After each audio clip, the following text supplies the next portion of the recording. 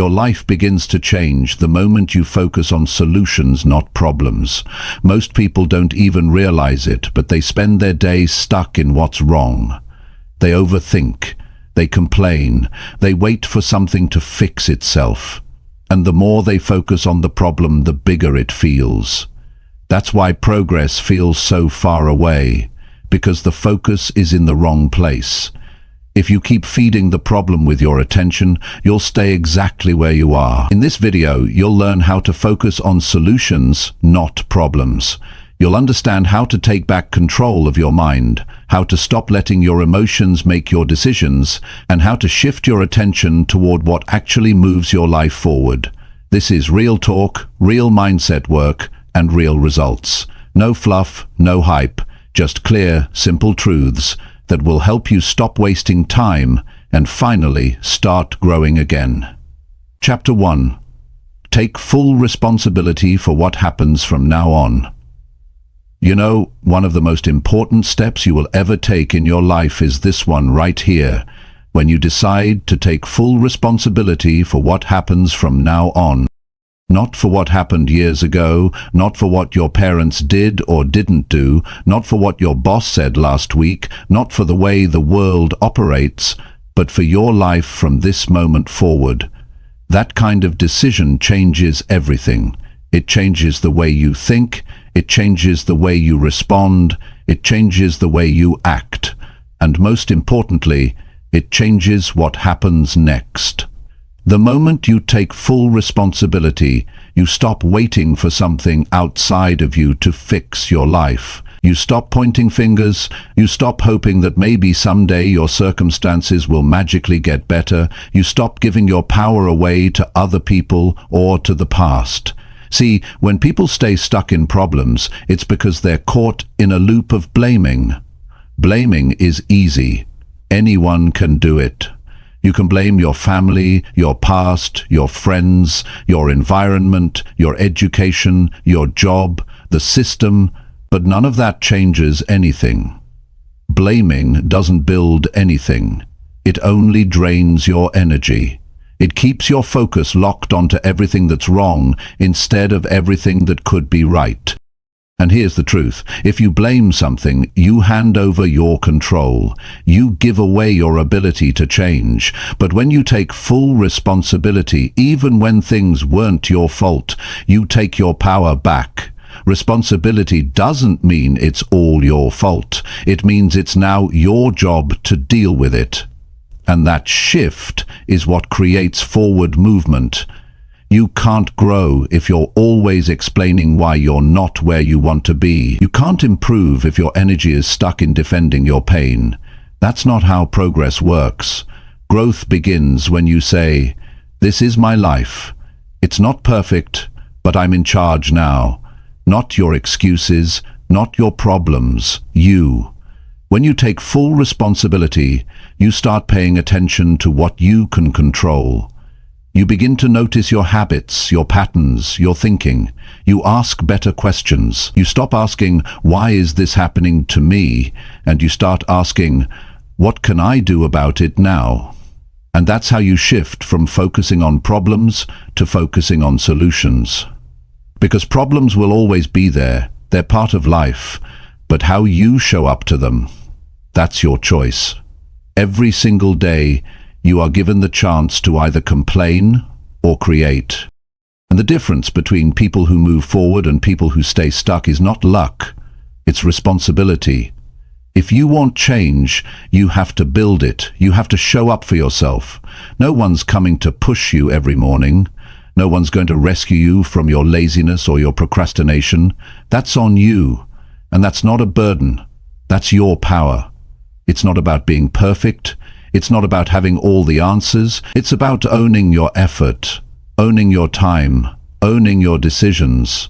You start seeing results in your life the day you stop running from accountability and start building consistency. Every little action you take matters. Every time you choose to take one small step instead of getting stuck in fear, you make progress. But if you spend your days defending why you haven't changed, nothing will change. You have to be honest with yourself. What are you avoiding? What are you pretending not to know? What patterns keep showing up because you won't deal with them? See, responsibility is about confronting those truths. And it's not always easy, it's not always comfortable, but it's real. And real is what creates results. Most people spend more time describing their problems than fixing them. They repeat the same stories for years. They relive the same pain over and over. But talking about what's wrong doesn't solve what's wrong. You need to shift into doing, into acting, into becoming the kind of person who solves, not someone who waits for life to feel better before trying. So ask yourself, what can I do today that moves me forward? Not next week, not when you feel ready, today. What can I stop doing that's slowing me down? What excuse have I been making that needs to be removed? What habit needs to be replaced? That's what responsibility looks like. It's clarity, it's action, it's facing the mirror and saying, I decide who I become next. And don't wait for someone to give you permission. You don't need approval to change. You don't need applause to grow. You need discipline. You need direction. You need honesty. Taking responsibility doesn't mean life gets easier, but it does mean life gets clearer. You stop feeling powerless. You stop blaming your past. You start focusing on solutions because you realize your future depends on what you do now, not what you wish would change. So, no more stories about why it's hard. Everyone has hard. Some people use it as fuel. Some use it as an excuse. The only difference is choice. And the best part, you can choose again, right now. You can choose to rise. You can choose to let go of what doesn't serve you. You can choose to show up even when it's tough. And people will notice. You'll start thinking differently, speaking differently, acting different, not because your problems disappeared, but because you stopped letting them define you, because you started solving instead of stalling. Don't wait for motivation. That comes and goes. You need responsibility. Responsibility creates structure. Structure creates results. Results create confidence. And confidence keeps you moving. It all begins with a decision, a real one. The kind where you draw the line and say, from here on out, I own my life. Not halfway, not when it's easy, every day. And you'll fail, you'll mess up, that's part of it. But if you keep showing up, keep learning, keep owning your effort, you'll keep growing. That's what matters. You don't have to change everything today. You just have to take responsibility for your next step. And then the next one. Because once you get in the habit of owning your choices, your mindset shifts. You become someone who builds instead of waits, someone who solves instead of avoids. That's where real strength comes from. Not from having no problems, but from building the habit of rising above them. That's what it means to focus on solutions. That's what it means to take responsibility for what happens from now on. Your time starts now, not tomorrow, not when it's convenient. Now. Show up, own your path, be the reason your life moves forward, and never forget, your future depends on the actions you take today. Chapter 2. Train your focus to go where progress can grow. Your life will always follow the direction of your focus. If your focus stays on what's missing, what's broken, or what hasn't worked, then your mind will build patterns around those things. You'll feel stuck, not because there are no opportunities, but because your mind is constantly replaying the parts that are broken. That's not because you're weak. It's because your attention is being trained in the wrong direction. Every day, most people wake up and their attention immediately goes to what's wrong. They think about the stress, the noise, the problems, the things they don't like. Their focus is shaped by what makes them feel stuck, and without realizing it, that becomes their mental routine. But if you want to create change in your life, You need to train your focus to go where progress can grow. Progress doesn't grow in the middle of negative thinking. It doesn't grow when all your attention is locked into fear, resentment, regret, or excuses. Progress grows in clarity. It grows in direction. And it starts with you being aware of what your focus is doing. Every moment, every hour, every day. You can't keep feeding your mind constant reminders of failure and expect confidence to rise. You can't keep staring at setbacks and expect motivation to show up. You need to deliberately choose where you place your attention. That's what training your focus means. You take it seriously. You treat it like something valuable, because it is. Your focus is your energy, and where your energy goes, your future follows. Most people are focused on the wrong things, not because they want to be, but because they've never been taught how to control it. They've never been told. You can direct your focus. You can train it like a muscle. You can teach your mind to see what's useful instead of just what's urgent. But it starts with becoming aware. Start noticing what steals your focus. Is it the constant noise of comparing yourself to others? Is it fear of what could go wrong? Is it a habit of jumping from one thought to another without ever being grounded in the present? If you don't catch it, your attention becomes scattered, and scattered focus leads to scattered results. Training your focus means slowing down enough to ask yourself, what am I actually giving my energy to right now? If the answer doesn't serve your growth, you need to shift it.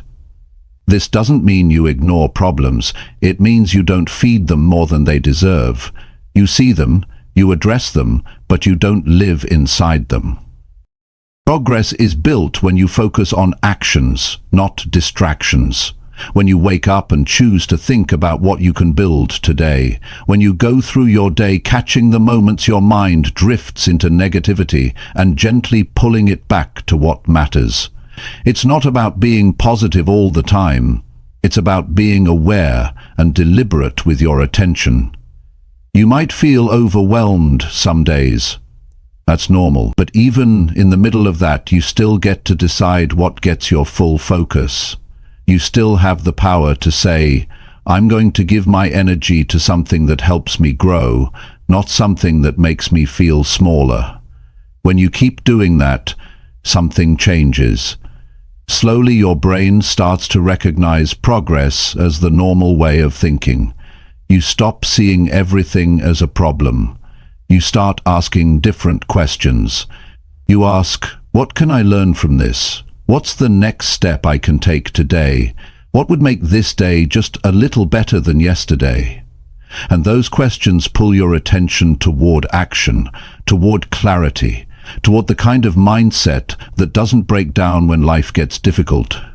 Because a focused mind is a strong mind, and a strong mind builds real change. People often say they don't have time to focus, but it's not about time, it's about attention. You can have 5 minutes of deep focus that moves your life forward more than 5 hours of mindless distraction. It's not the clock that's holding you back. It's how much of your day you give away to things that don't grow you. Your phone is a tool. Your environment is a tool. Your thoughts are tools. But if you let those tools take over, your focus becomes fragmented and progress dies in a distracted mind. So how do you start training your focus? You practice every day. You take small moments to center yourself. You write down what matters to you. You set short goals that bring clarity. You track where your attention goes when you're tired, overwhelmed, or frustrated. You learn to catch your mind when it slips into patterns of overthinking, self-doubt, or anger, and you redirect it. This isn't something you do once. This is something you build. Focus is a practice. It's a skill. And like any skill, the more you work on it, the stronger it gets. The more consistent you are, the more natural it becomes. You don't need perfect focus. You just need better focus than yesterday. If your focus was scattered all week, but today you took 30 minutes to work with deep clarity, that's progress, that's growth. And that's how change begins. Small decisions, clear direction, real effort. Your attention is one of your greatest powers, but you have to use it like it matters. Stop giving it to everything that asks for it. Not every notification, not every opinion, not every memory deserves your focus. You get to choose, and when you start choosing more wisely, you start seeing new results. You start noticing that you don't feel as stuck. You feel more in control. You have more energy for the things that matter. You spend less time explaining why you feel behind, and more time building momentum. Progress is always possible, but it's only visible to those who are looking in the right direction. Don't expect to feel motivated if you're constantly watching things that drain you. Don't expect to feel disciplined if your focus is scattered across distractions. Your life needs structure. Your mind needs guidance. And that starts with training your focus. When you learn to do that, you stop waiting for the perfect moment. You stop searching for shortcuts. You start doing the work with a clear mind. You start building a life that moves forward, even when the circumstances don't feel perfect. A focused life is not a busy life, it's a meaningful one. It's filled with moments that matter because your mind is there. You're not lost in the past.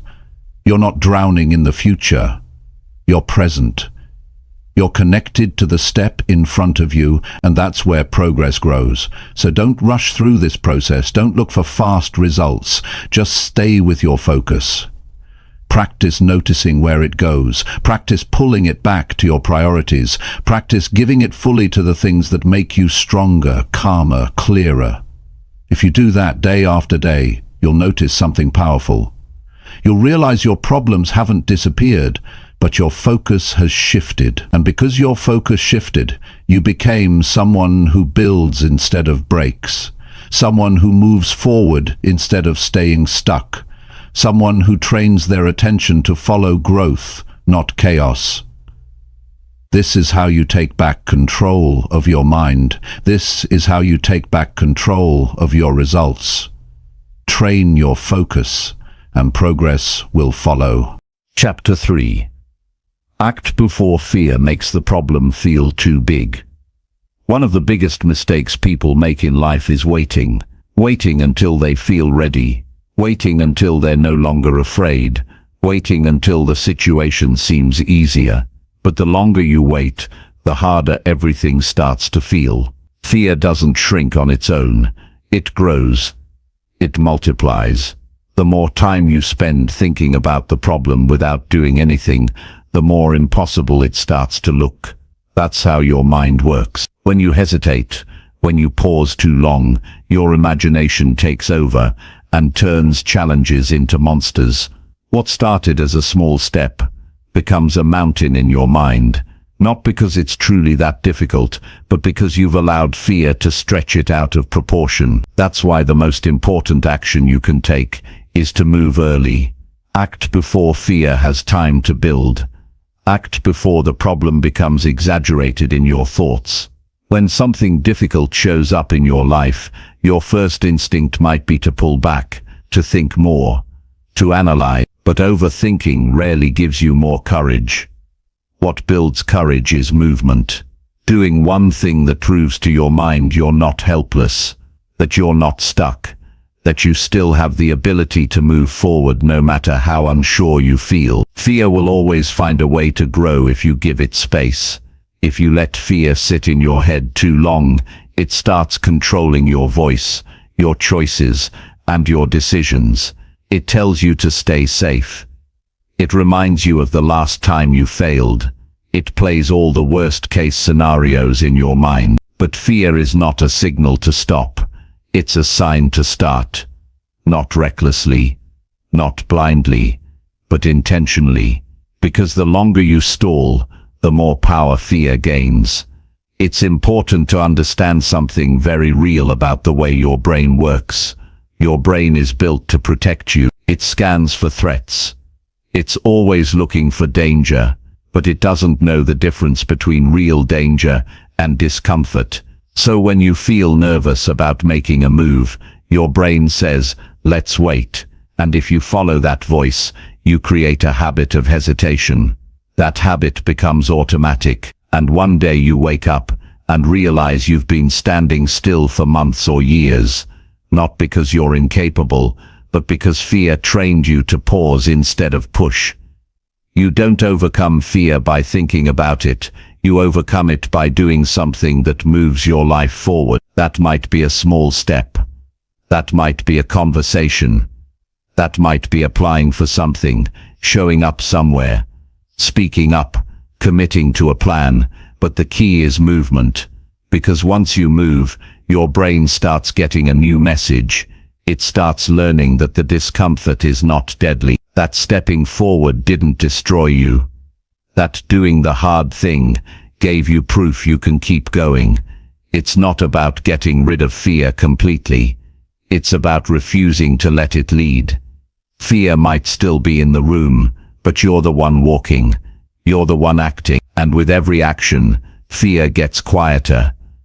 Because fear loses its grip when you stop feeding it your attention.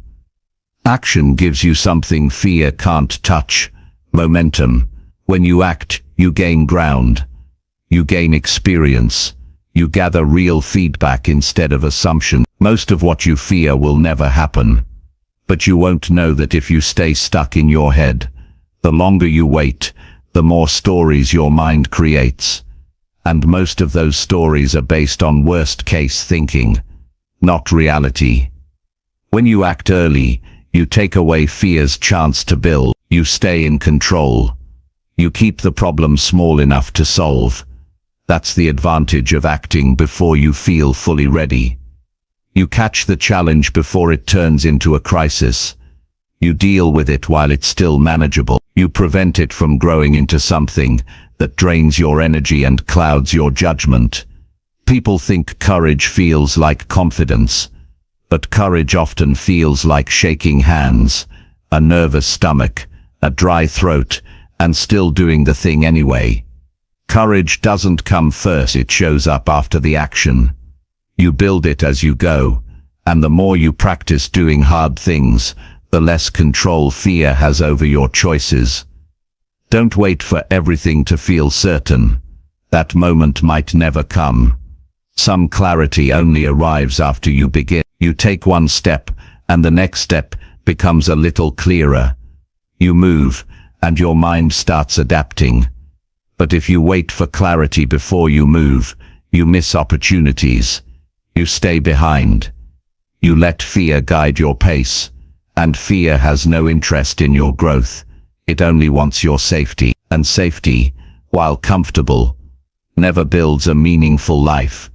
Growth comes from doing. You grow when you stretch yourself. When you make a move, not because it's easy, but because it's necessary. Even small steps matter. They build mental strength. They show you what you're capable of. They create progress.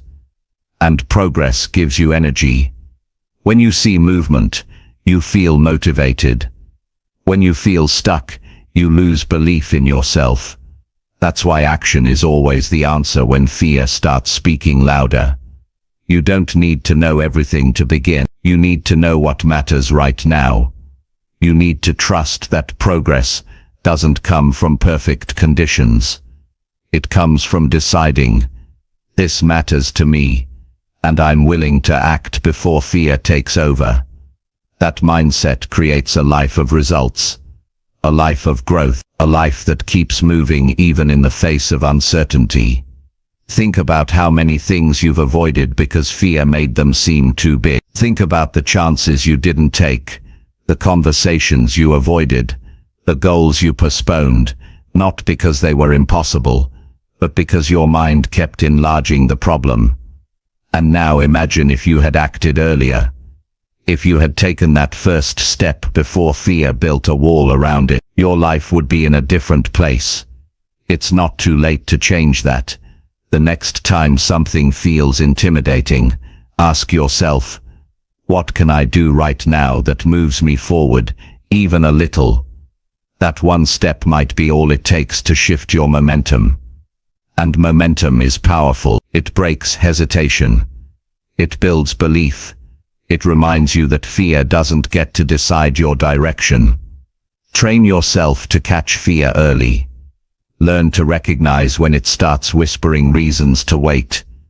Be honest about the times you've listened to it, and then make a new decision. Choose action, not because you feel ready, but because you refuse to let fear shrink your potential. Remember this: fear feeds on delay. The more you wait, the bigger it grows. But the moment you act, fear loses its grip, and every time you repeat that process, you take back control. You build a mindset that doesn't freeze under pressure. You become someone who solves instead of stalls. Your future is shaped by how you respond to fear. You can let it keep you small, or you can use it as a signal to move. Not recklessly, not without thought, but with purpose, with strength, with commitment. Don't let your life be a story of hesitation. Make it a story of action. A story of moments where you felt the fear and moved anyway, where you made the call, sent the message, stood up, showed up, took the first step, because you knew that waiting would only make the problem feel bigger than it really was. And when you look back, those moments of action will be the ones that changed you, the ones that taught you that fear is loud but not wise, that your future doesn't belong to your hesitation. It belongs to your decision to act before fear takes over. Chapter 4. Take full ownership of how you react to setbacks. Every single person faces setbacks. No one is immune. Life doesn't ask for your permission before it throws you off course. Sometimes things fall apart without warning. Plans don't work out. People disappoint you. You fail at something you believed you were ready for. But what defines your growth is never the setback itself. It's how you react to it. You don't control everything that happens to you, but you do control what you do next. That's where all your power lives. That's where real progress begins, when you take full ownership of how you respond. The truth is, your first reaction to a setback reveals the quality of your mindset. If you always respond with frustration, blame, or self-pity, you're building habits that keep you in that same place. But if you train yourself to pause, stay aware, and choose a response that moves you forward, you start building a different kind of life, one that gets stronger under pressure instead of weaker. Most people don't realize that reacting is a habit. If your usual reaction is to complain, your mind will go there by default. If your first move is to blame someone or something else, your focus stays locked on what went wrong instead of what could go right. But when you take ownership of your reactions, you stop running in circles. You give yourself the chance to learn, to grow, and to make smarter decisions going forward. You can't avoid every obstacle, but you can decide how much power it gets over your thinking. That's what ownership is. It's not pretending everything's fine. It's not forcing yourself to be positive. It's standing up and saying, "This happened, and I will decide how I respond to it." That kind of thinking puts you back in control. It makes the setback smaller and your mindset stronger. Your reaction shapes your future more than the event itself. The same setback can destroy one person and develop another. The difference is in how each person chooses to handle it. Some people get bitter, some people get better. One is a decision to stay stuck. The other is a decision to grow. When something doesn't go the way you expected, take a moment. Don't rush to speak. Don't rush to post about it. Don't rush to escape it.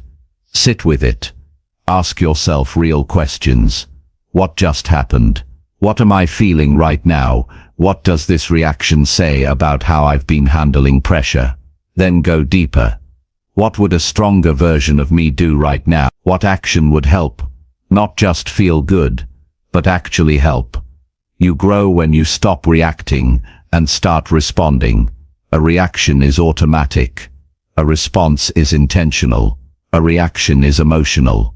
A response is grounded. When you build the ability to respond with clarity, you gain power that most people never even try to develop. Sometimes setbacks feel personal. They sting. They hurt your pride. But the pain is part of the message.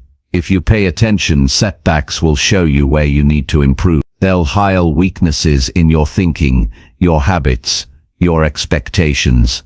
And when you take ownership of your role, even a small part of it, you open the door to real improvement. Avoiding responsibility for your reactions might feel easier in the moment, but it guarantees long-term pain. You end up repeating the same mistakes. You go through the same emotional patterns. You blame the same types of people. Nothing changes because you're not changing. Ownership is the opposite of avoidance. It's maturity. It's the decision to lead yourself, even when things feel unfair or unexpected. You don't need to have all the answers. You don't need to pretend you're unaffected, but you do need to care about how you show up when life tests you. Because those moments, those emotional turning points, shape your direction more than you realize. When you respond with clarity, with maturity, with purpose, you build something no one can take from you. Self-respect.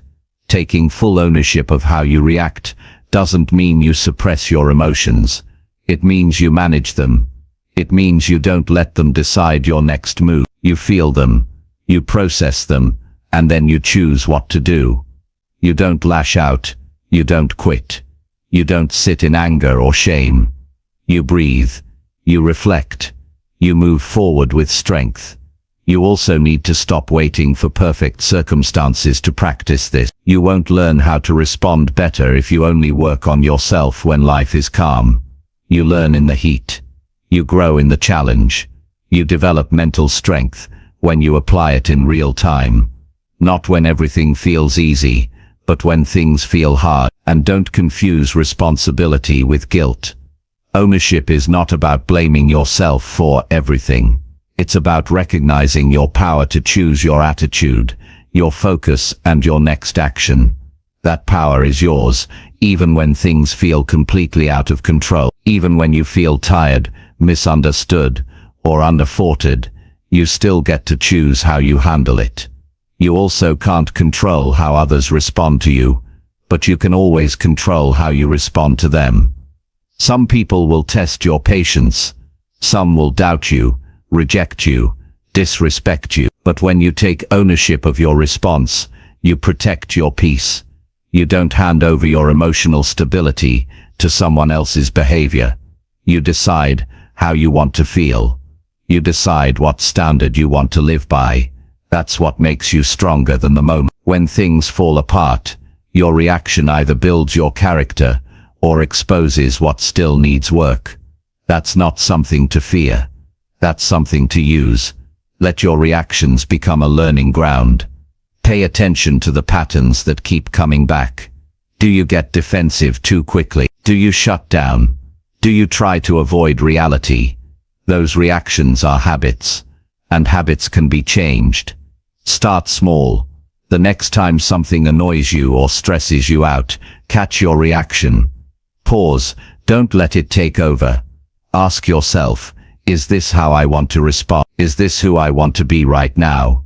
That small pause is the beginning of a new habit, a better habit, a habit of conscious reaction. And that habit, repeated over time, creates maturity, strength, and clarity. If you really want to grow, study your reactions more than you study your plan. Your reaction shows you where your real work is. It shows you what still controls you. It shows you whether you lead your life or let your emotions lead you. This is not easy work, but it's powerful, and it's worth it. Because the day you take full ownership of how you react is the day you stop being controlled by outside forces. You stop being a victim of every setback. You stop depending on external things to keep you calm or strong. You become your own foundation. When you build that foundation, setbacks stop being permanent. They become temporary. They lose their power to define your mood, your self-worth, or your direction. You might still feel pain, but the pain won't control you. You might still feel pressure, but it won't break you. You'll handle things differently, not because life got easier, but because you got stronger. This kind of strength is quiet. It's internal. It's the kind of strength that makes you trustworthy to yourself, to others. It's the kind that makes people respect you. But most importantly, it's the kind that helps you respect yourself. So the next time you hit a wall, don't just look at what went wrong. Look at how you reacted. Be honest. Did you run from it? Did you blame someone? Did you give up too soon? Or did you breathe, think, adjust, and take one more step forward? That's your work. That's your power. That's your life. Take full ownership of how you react to setbacks, and you'll build a life that can handle anything. Not because everything goes right, but because you show up right. That's what real success looks like. Leading yourself well when things go wrong. That's what turns pain into power, failure into fuel, and struggle into strength. It starts with you. It starts now. Chapter 5. Catch the moment your thinking starts going in circles. One of the quietest ways people stay stuck is by thinking in circles. It starts out small, a single thought, a worry, a doubt, a what if, and then, instead of finding a solution or taking a step forward, the mind keeps looping. It replays the same thought, the same scenario, the same question over and over.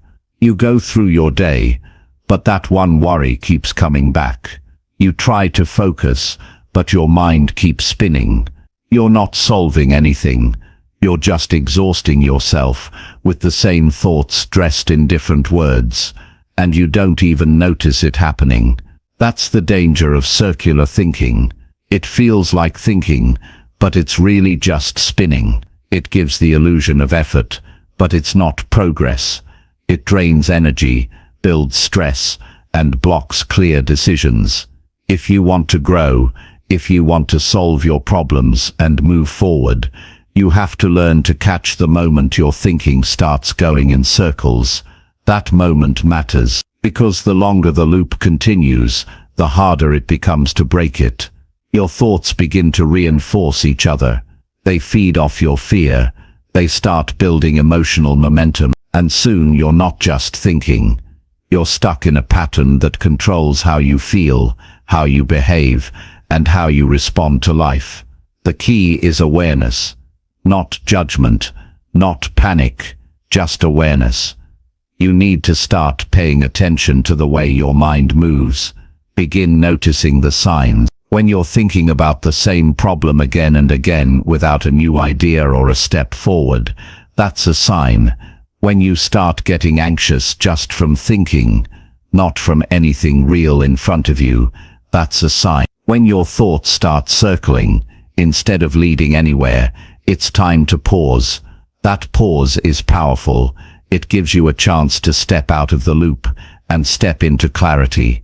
Most people are never taught how to work with their thoughts. They're taught to achieve, to act, to perform, but not to recognize what's going on in their own head.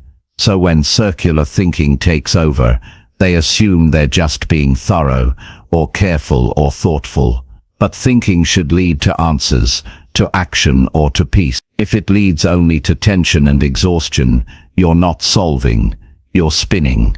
So what do you do when you notice your thoughts going in circles? First, stop. Not stop thinking altogether, but stop following the loop. Interrupt it. Say to yourself, I've thought this already. What's new here? If there's nothing new, nothing helpful, nothing that moves you forward, then it's time to shift your focus. One of the strongest habits you can build is the ability to direct your thoughts with intention. That means you decide which thoughts stay and which thoughts need to go. You don't accept every thought as truth just because it showed up. You filter, you question, you challenge what doesn't serve your growth. That's how you regain control over your thinking. You also need to understand why your mind loops in the first place. It's trying to protect you. Your brain thinks that if it keeps going over the problem, maybe it will find a perfect answer, or prevent pain, or prepare you for the worst.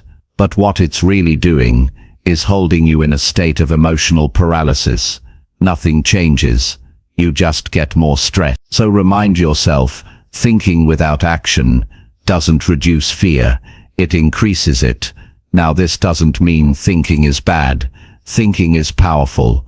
Reflection is valuable, but there's a difference between productive reflection and repetitive rumination. Reflection looks for lessons, makes plans, and creates change. Rumination just repeats the same discomfort again and again. That's the difference between clarity and confusion. One leads to movement, the other leads to mental fog. When you train yourself to catch circular thinking, you create space for something better. You open the door to new thoughts, new solutions, and a calmer state of mind. You stop feeding the cycle and start building a different pattern, one where your thoughts serve you, not control you. You can start by writing things down. When a thought keeps repeating, put it on paper. Ask yourself, what's the real issue here? What am I afraid of? What's one action I could take today to reduce this fear? Writing breaks the cycle. It gets the thought out of your head and into a place where you can look at it with more clarity. You can also shift your attention physically. Move your body, change your environment, go outside, exercise, breathe deeply. When the body changes, the mind follows. Sometimes you don't need more thinking, you need a pattern interrupt, something to shake your system out of the loop. Don't wait for peace to arrive on its own. Create it by becoming intentional with your focus. Redirect your energy toward the things that build you. Don't allow your mental space to be occupied by the same few thoughts on repeat. That kind of thinking doesn't just waste time, it wastes potential. Catch the loop early. The earlier you catch it, the easier it is to redirect. But even if you've been stuck in a loop for hours or days, you can still break it. You just have to notice it. Awareness is always the first step to change. Another helpful practice is asking better questions. Instead of asking, why do I always feel this way? Ask, what can I do about it right now? Instead of thinking, what if it all goes wrong? Try, what's the next small step I can take? Better questions lead to better focus. They create openings for new actions and better outcomes. Surround yourself with people who remind you to think clearly, not people who feed your fears or join you in your mental spirals. Choose people who challenge your assumptions, who encourage you to take action, who help you see things from a wider view. Sometimes a simple conversation with the right person can break a mental loop you've been trapped in for days. You also need to be honest about what kind of content you feed your mind. If you're constantly watching or reading things that trigger anxiety, stress, or comparison, you're giving your mind more material to loop around. Protect your focus. Be intentional with what you consume. Feed your mind with clarity, not chaos. You won't always catch the loop right away. That's okay. This is a skill you build with practice.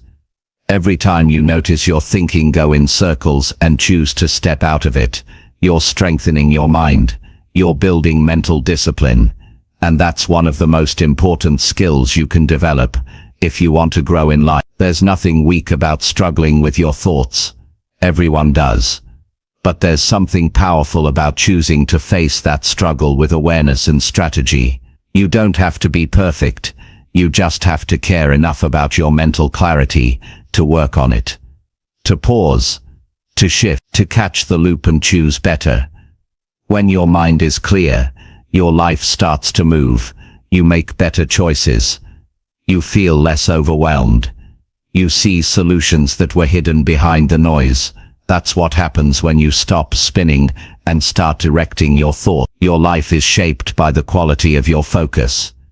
And the quality of your focus depends on how quickly you catch your mind when it starts circling.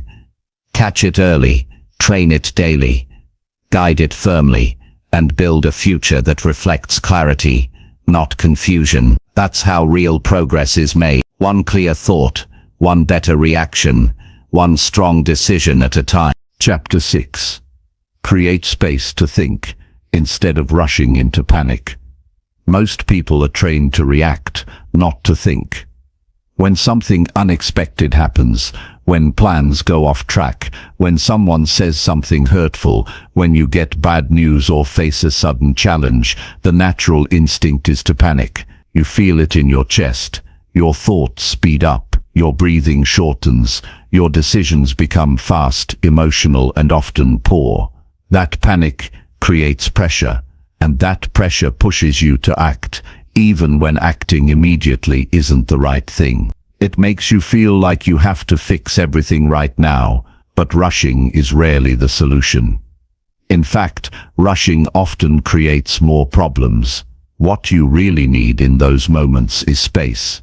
Space to breathe. Space to see clearly. Space to think. Thinking takes intention. It requires mental stillness. But in a world that celebrates urgency, that kind of stillness is rare. People are praised for being quick, for reacting fast, for moving constantly. But clarity doesn't come from chaos. It comes from calm. If you want to make good decisions, if you want to stop letting panic control your life, you need to build the habit of creating space between what happens and what you do next. That space is powerful. It gives you the ability to separate the situation from the story you tell yourself about the situation. It helps you slow down long enough to ask the right questions, instead of acting on impulse. Without that space, you respond out of habit, and most habits formed under stress are not helpful. They're just familiar. When you panic, your thinking narrows. You stop seeing options. You focus only on what's wrong, not on what's possible. You stop thinking long-term and make short-term decisions to escape discomfort. And when those rushed decisions add up, your life feels out of control. But it's not the circumstances that did it. It's the absence of mental space. You can't expect to build a strong life if your mind is always in emergency mode. Strength comes from grounded thinking, from slowing down long enough to evaluate, reflect, and choose wisely. This doesn't mean you avoid action. It means your action is thoughtful, not impulsive. It means you decide from clarity, not from panic. Creating space starts with self-awareness. You need to know what triggers your panic. Is it pressure from others? Fear of failure? The need to please people? Once you identify your triggers, you can catch yourself before panic takes over. You can pause. You can step back. You can breathe. That pause might be 30 seconds or 5 minutes, but that moment is everything. It breaks the automatic response and gives you back control. Some people think creating space means doing nothing. It doesn't. It means doing something different. It means choosing reflection over reaction. That's a skill, and it's one most people never practice, but it's available to anyone willing to pause before they move. And once you start doing it, you'll notice something important.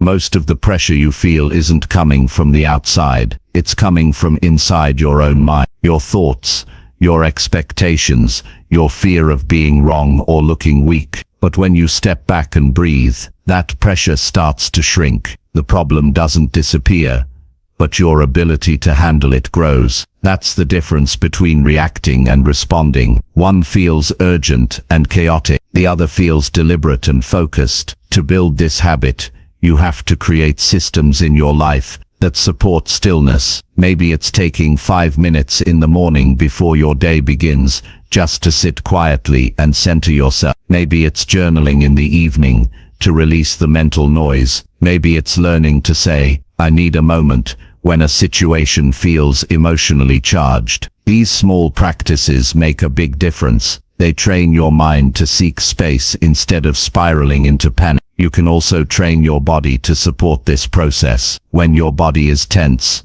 your thoughts follow. When your breathing is shallow, your mind feels pressure. But when you relax your body, when you breathe deeply, When you slow your movements, your brain gets the message.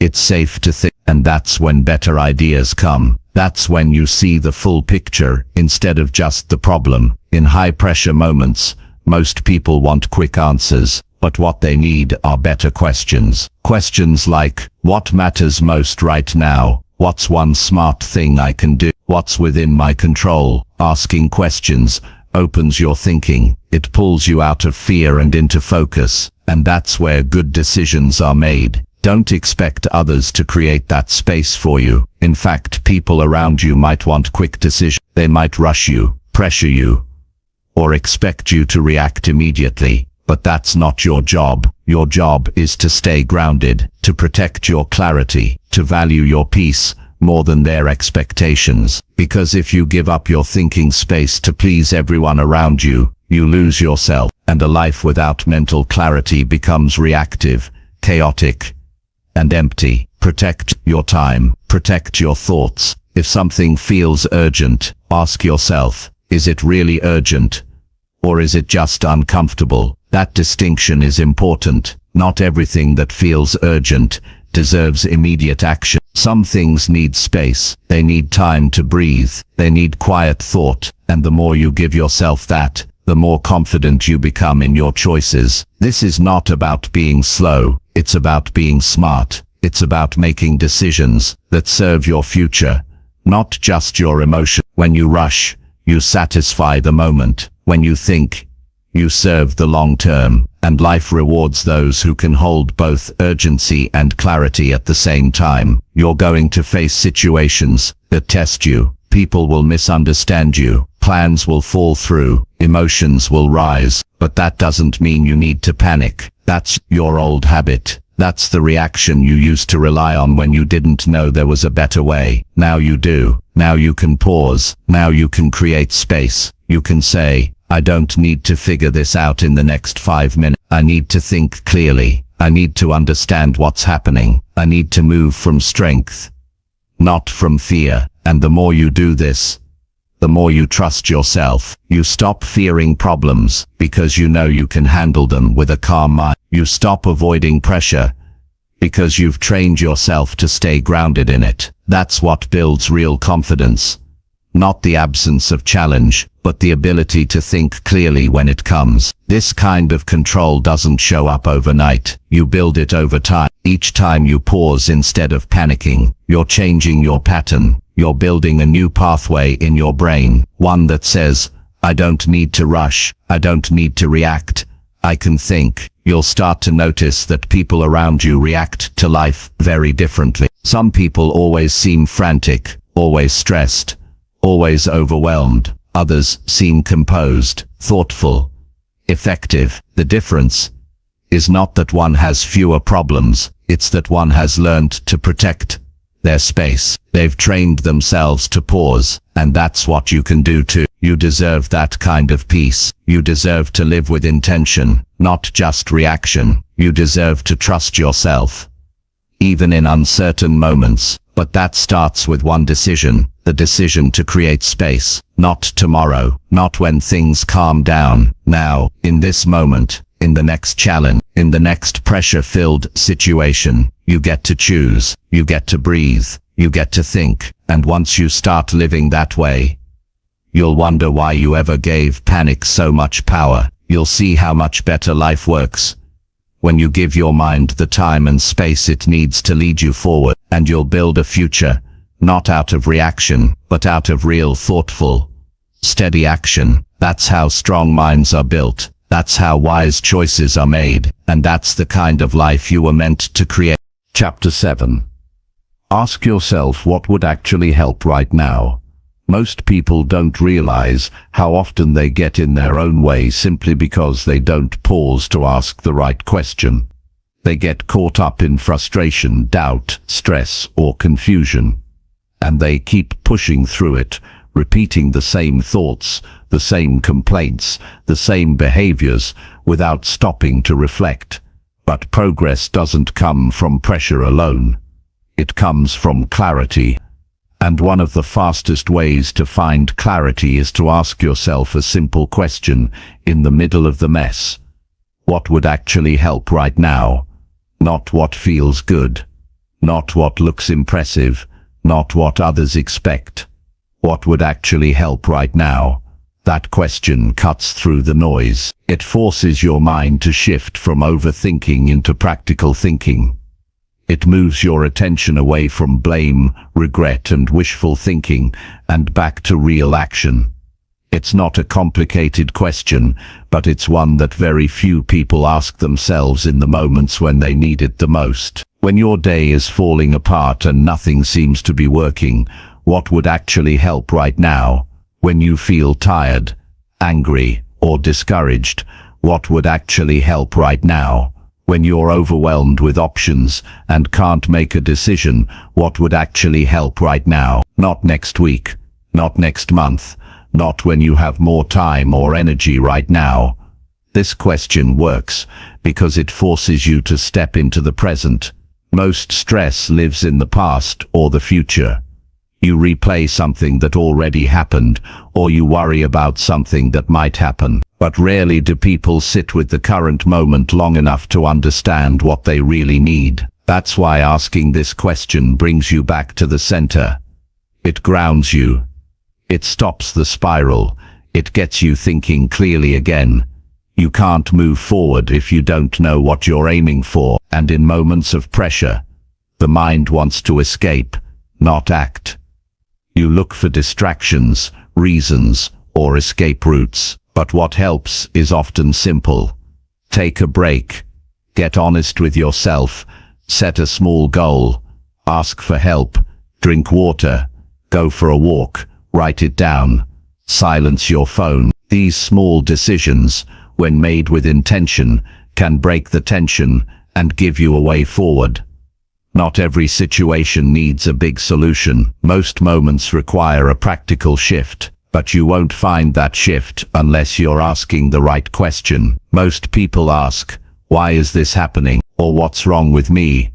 or "How am I supposed to fix all of this?" And those questions might feel urgent, but they don't give you answers that help in the moment. They add weight. They keep you focused on problems instead of possibility. But when you ask, "What would actually help right now?" you immediately flip your mindset. You move from reaction into strategy. You're no longer waiting for something to change. You're deciding how to move, and that decision gives you back your control.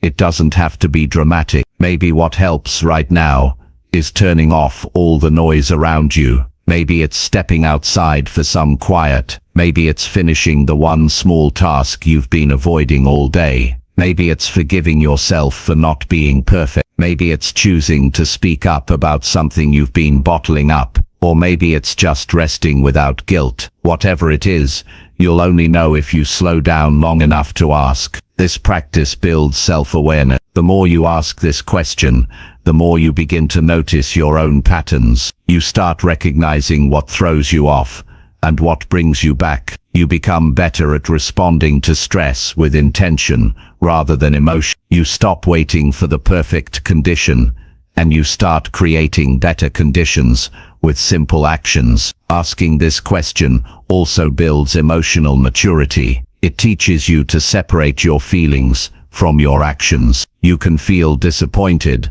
and still take the next step. You can feel uncertain and still make a smart choice. You can feel frustrated and still do what's useful. You learn to lead yourself instead of being led by your emotions. That's real strength. That's real discipline.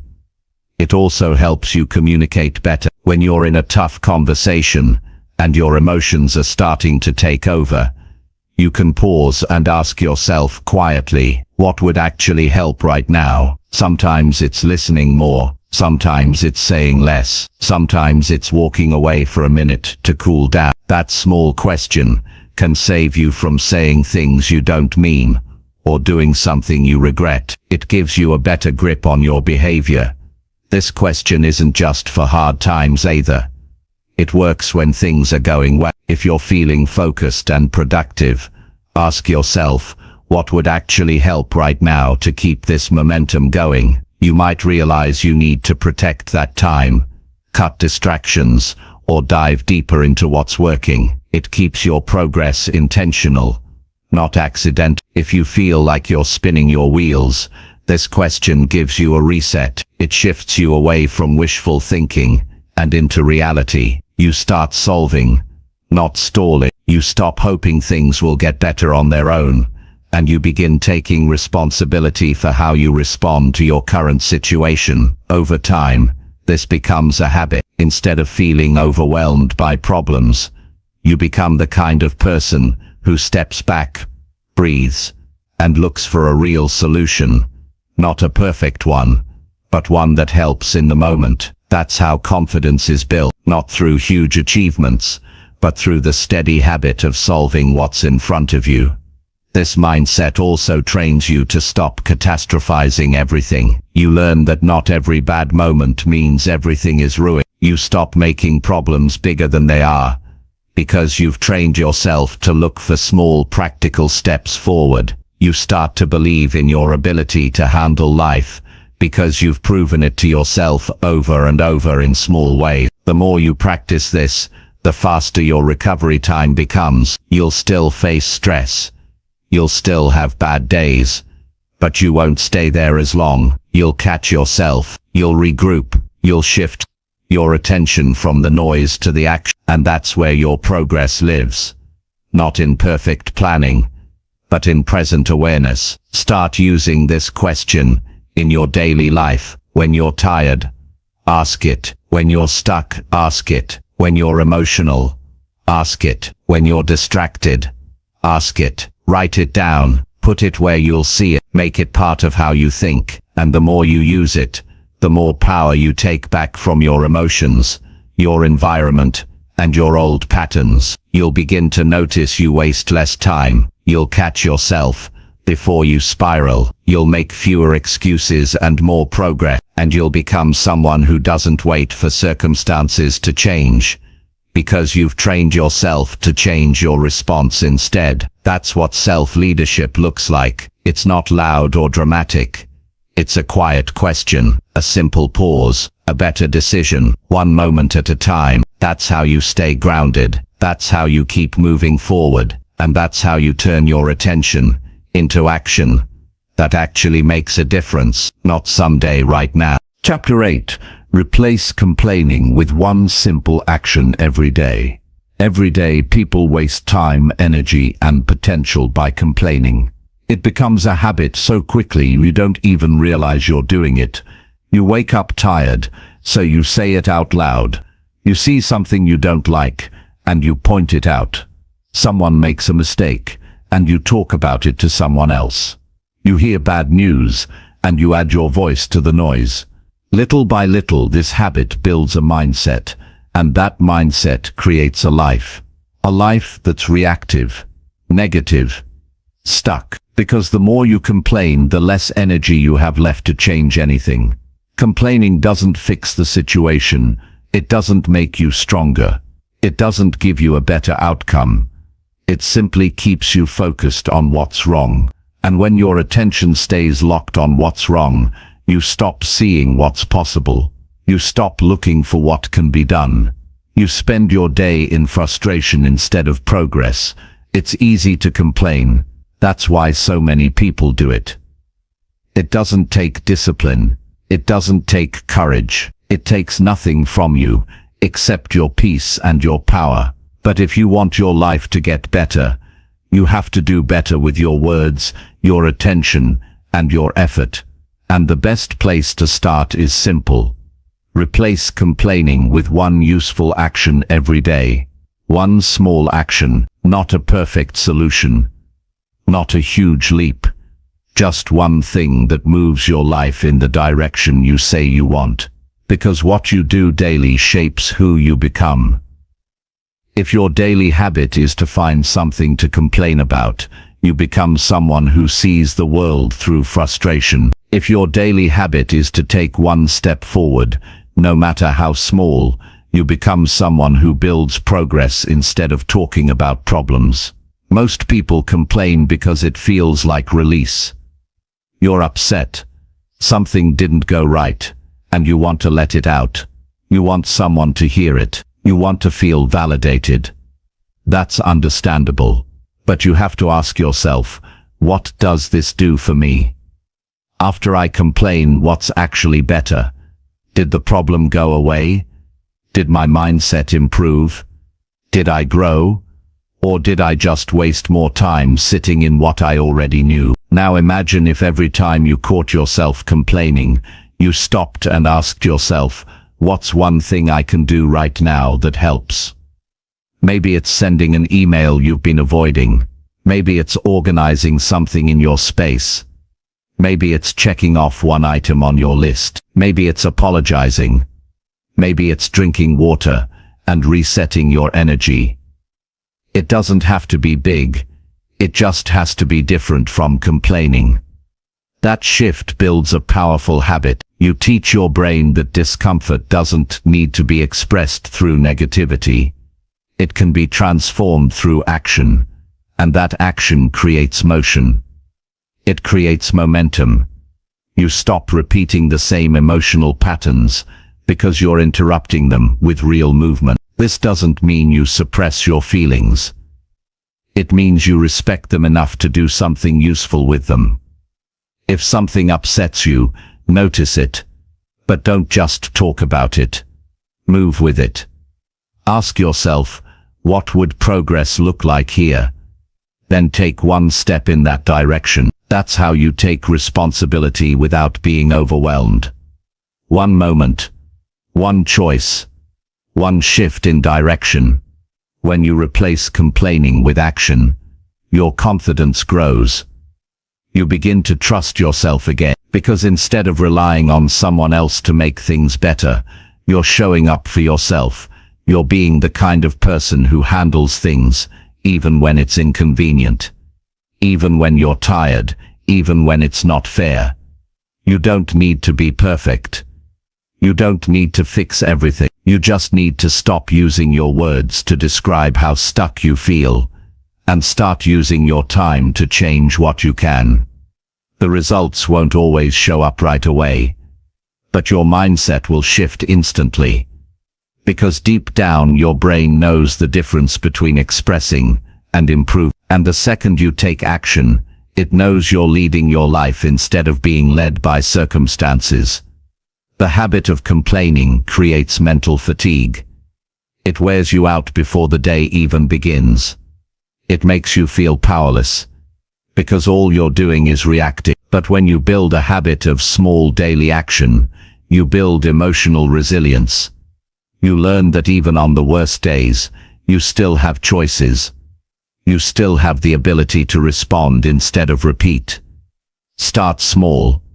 Pick one moment in your day when you notice yourself complaining. That could be in traffic, at work, at home. Catch it. And right there, do something instead.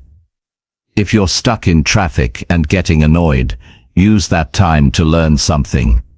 Listen to an audiobook or reflect on your goals. If you're about to complain about a coworker, stop and ask yourself what needs to be said directly, or what part of the situation you can influence. If you're complaining about how tired you are, ask yourself if you've had water, food, or sleep, and fix one of those things before repeating how drained you feel. These are not huge changes, but they are powerful because they're consistent. And consistency is what rewires your mind. It teaches you to stop seeing frustration as a destination, and to start seeing it as a signal. A signal that something needs to change. A signal that you're ready to move. A signal that you have the power to do something else. Over time, people will notice the difference in you. You'll speak with more calm. You'll handle challenges with more patience. You won't be pulled into every complaint or negative conversation around you. And it won't be because your life suddenly became easier. It will be because you decided to lead yourself through the day instead of dragging your mind through the same complaints. You'll also find that you start respecting yourself more. Because deep down you know when you're being productive, and when you're just avoiding responsibility. And nothing brings long-term peace like knowing you're doing your part to improve, even in small ways. Don't wait for motivation. Don't wait for everything to feel perfect. That's just another excuse not to act. Start today. Start with one complaint. Replace it with one action. Then repeat. Build the muscle. Teach your brain that every challenge comes with a chance to improve, not a reason to spiral. It's not complicated, but it is a decision. You choose which habit you feed: complaining or creating. You choose whether you describe the problem or work toward the solution. One will drain you. The other will build you. And you don't have to do both. You get to decide how you show up to your life. So the next time you feel the urge to complain, pause. Just long enough to ask yourself, is this helping me move forward? And if it's not, trade it. Not for perfection. Not for some grand change. Just for one small action. That's how you grow. That's how you move. And that's how you start turning your energy into progress instead of problems. Every single day. One choice at a time. Chapter 9. Calm your emotions so your choices stay clear. When emotions run high, decisions become cloudy. That's something you've probably experienced more than once. Whether it was saying something you didn't mean, doing something you later regretted, or avoiding something you knew you needed to face. The common thread in all of those moments was simple: you weren't calm. Your mind wasn't clear. Your emotions took the wheel, and they drove you straight into a choice you would never have made if you had been grounded. That's the reality for most people. They let emotions lead instead of learning how to lead their emotions. Emotions aren't the problem. They're part of being human. They carry messages. They let you know when something matters. But when you don't manage your emotional state, you lose the ability to respond wisely. You react without thinking. You say yes when you should say no. You say nothing when you should speak up. You give in to pressure instead of staying aligned with what's right for you. The cost of unmanaged emotions is high. It shows up in broken relationships, lost time, missed opportunities, and ongoing frustration. The solution isn't to ignore emotions or pretend they don't exist. That doesn't work. Suppressing what you feel only builds pressure under the surface, and eventually that pressure finds a way out. What you need to do is learn how to calm yourself in the moment, how to slow things down just enough to see clearly, to think clearly, and to choose clearly. Calm is not a luxury, it's a skill, and just like any skill, it can be learned, practiced, and strengthened over time. When you train yourself to stay calm, you protect your judgment. You give yourself the chance to see things as they are, not as they feel in a single intense moment. Most emotional reactions are based on the first version of the story your mind creates, and that version is usually filtered through fear, past experiences, or assumptions. But if you pause, if you slow down your breathing and center yourself, that first version quiets down. You gain access to a second version, one that's more balanced, one that sees a wider picture. That's the version of you that makes strong choices. That's the version of you that speaks with purpose, not panic. That's the version of you that holds the long-term goal in mind, even when short-term emotions are pulling you in every direction. Think about the last time you made a decision under stress.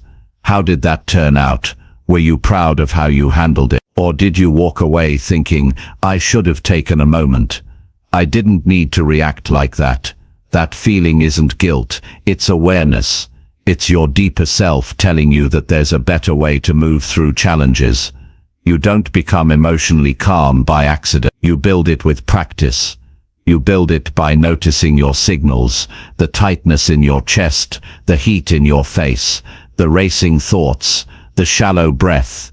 Those signals are not random. They're your system warning you that your thinking is about to be hijacked.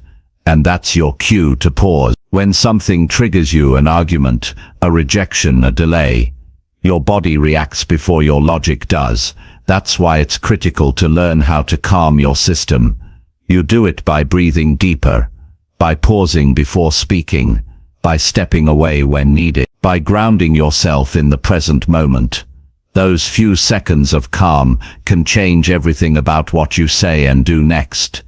In those seconds, ask yourself a simple question. What do I really want from this situation? Not what you feel like doing, not what emotion is screaming for you to do, but what actually helps the bigger picture. That question pulls you out of your emotional tunnel and gives your mind something solid to hold on to. Strong people don't let emotions decide their next move. They use emotions as data, not command. They feel what they feel, but they wait before they act, and in that waiting, they choose with clarity. That's what separates a good decision from a destructive one. The ability to stay calm long enough to remember who you are and what you stand for. You might not get this right every time. That's okay. The goal is not perfection. The goal is progress. Catching yourself 1 time out of 5 is better than never catching yourself at all. And the more often you do it, the easier it becomes. Eventually your natural response to stress or conflict won't be to explode or shut down. It will be to breathe, to reflect, and to act with intention. There are people who've lost years of progress because of one emotionally driven choice. They walked away from something valuable. They said something that couldn't be unsaid. They made a decision out of fear or anger that created consequences they couldn't undo. And every single one of them would tell you the same thing. They wish they had taken just a little more time, just a little more space to calm themselves before reacting. You don't have to become someone who avoids emotion. You just need to become someone who handles it wisely, who respects it but doesn't bow to it, who allows it to be felt but not followed blindly. That takes strength. It takes awareness. It takes discipline. But it's worth it. Imagine how much stronger your relationships would be if you learned to pause before reacting. Imagine how much more consistent your progress would be if you didn't let frustration steer your decision. Imagine how much clearer your thinking would be if you trained yourself to stay steady when things around you feel uncertain. That's the power of calm. It's not loud, it's not flashy, but it's strong. It's the kind of strength that holds your future together when things start to shake. It's the kind of strength that keeps your reputation intact, your focus sharp, and your integrity unshaken. Start practicing in small moments. When something annoys you, don't rush to complain. Breathe instead. When someone misunderstands you, don't jump to defend yourself. Listen first. When something unexpected happens, don't rush to fix it out of panic. Take a moment to assess. Those small decisions build the habit, and that habit builds emotional leadership, the ability to guide your inner world, no matter what's happening in the outer one. You are not your emotion. You experience them, but they don't define you. They don't control you. They don't decide your path, unless you hand them the power. Keep that power. Own it. Use it. Build a life that's not ruled by reaction, but led by wisdom. You can't stop emotions from coming, but you can stop them from making decisions you'll regret. That's your job. That's your responsibility. And that's your freedom. The more you practice calm, the more peace you create. And from that peace, better decisions follow. Clear thinking follows. A stronger, more stable future follows. So the next time your emotions start rising, remember, you don't need to match their speed. You don't need to move with them. You need to pause, breathe, and choose. That's where your power lives. That's how you protect your clarity. That's how you create a life that's not just reactive, but wise, stable, and deeply aligned with who you truly want to be. Chapter 10. Keep going even when your results feel too slow. Progress doesn't always look exciting. It doesn't always come with applause, clear milestones, or big wins. Most of the time it's slow, quiet, ordinary, and that's what makes it so difficult to stay committed. When you're working hard and not seeing results as fast as you hoped, it's easy to start questioning everything. You start wondering if you're wasting your time, if you're doing something wrong, or if maybe it's just not meant for you. That kind of thinking creeps in when effort isn't followed by quick reward. But here's what you need to understand. Slow results are still results. The pace may not be what you expected, but if you stop now, you erase every step you've taken so far. Real growth isn't fast. It's consistent. It's built through repetition, small choices, daily effort. The kind of progress that lasts doesn't happen overnight. It happens quietly, behind the scenes, when no one is watching, and nothing seems to be changing. But something is changing. You just can't see it yet. That's the part that requires belief. Not blind hope, but strong belief grounded in discipline. Most people don't fail because they don't have talent or potential. They fail because they stop too soon. They walk away in the middle of the process because they expected results to match their effort right away. When it doesn't happen like that, they assume it's not working. But what they don't realize is that slow progress is part of how the process works. Your mind, your habits, your outcomes, they all need time to shift. It's not about instant gratification. It's about long-term transformation. Think about how long you spent building your current habits. Years, maybe decades. You can't expect to reverse them in a week. You're not just changing what you do, you're changing how you think, how you respond, how you carry yourself in the face of challenge. That takes time. And if you walk away every time it feels slow, you never give yourself the chance to reach the result you were aiming for in the first place. You have to learn to move without needing constant evidence that it's working. That's the kind of maturity most people never develop. They're driven by how they feel instead of what they've committed to. When they feel excited, they act. When that feeling fades, they stop. But discipline says, I'll keep going anyway, even when it's boring, even when it's hard, even when I don't feel motivated. Because the goal still matters. Because I'm not doing this for applause, I'm doing it for growth. That's the mindset that creates something meaningful. You don't have to go fast. You just have to go steady. Keep doing the right things. Keep showing up. Keep making the choices that move you forward, even if the progress is hard to see right now, because everything you're doing is building something. Every choice, every action, every small decision, it's stacking up. You're either stacking effort that supports your future, or you're stacking reasons to stay the same. The speed doesn't matter as much as the direction. When you feel discouraged, when the days feel long and the results feel invisible, remind yourself that this is the part most people give up in.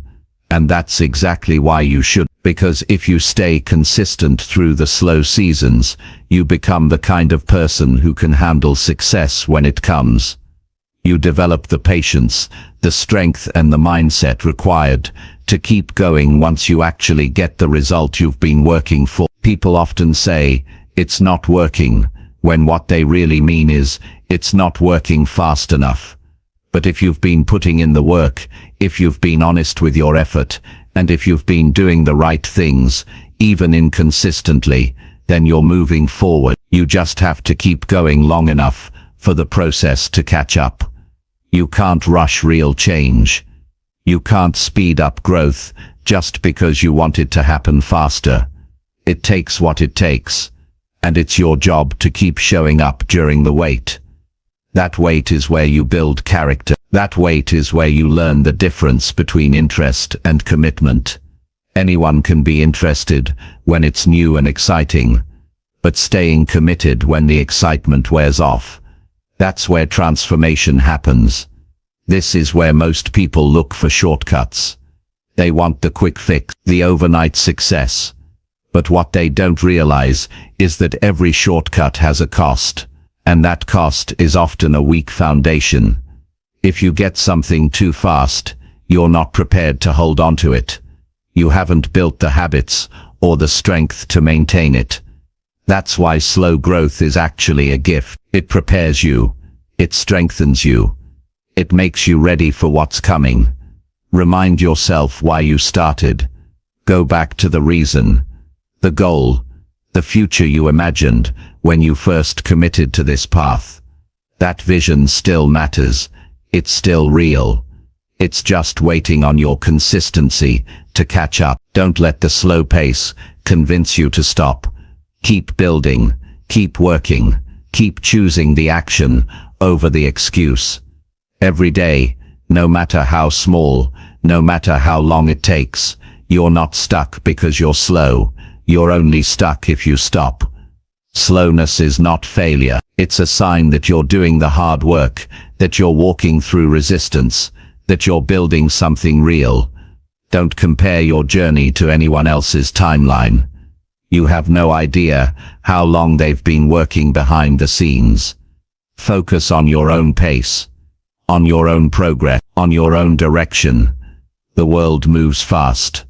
Social media shows results, not the work behind them.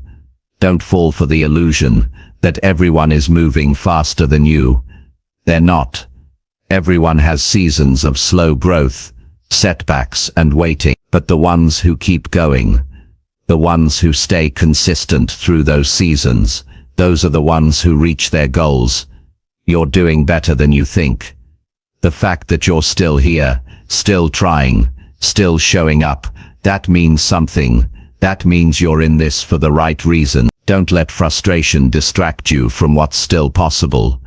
Don't let impatience convince you to give up on something that still has value. You don't need massive wins every day. You need to keep your head down and keep moving. One step, one task, one choice at a time. Some days will feel slow. Some days will feel like nothing changed. But if you look back over time, you'll see it, the shift, the growth, the new mindset, the stronger version of you. Stay focused, stay steady. Don't quit just because it feels quiet. That quiet is where your strength is being built. That silence is where your next breakthrough is forming. You don't have to see it yet to believe in it. Just keep going, and when you want to give up, remember this. Slow progress is still progress, and the only way to lose is to stop. So don't. Keep moving, keep building, keep believing. The results will come. Maybe not today, maybe not tomorrow, but they will come, and when they do, you'll be glad you never walked away.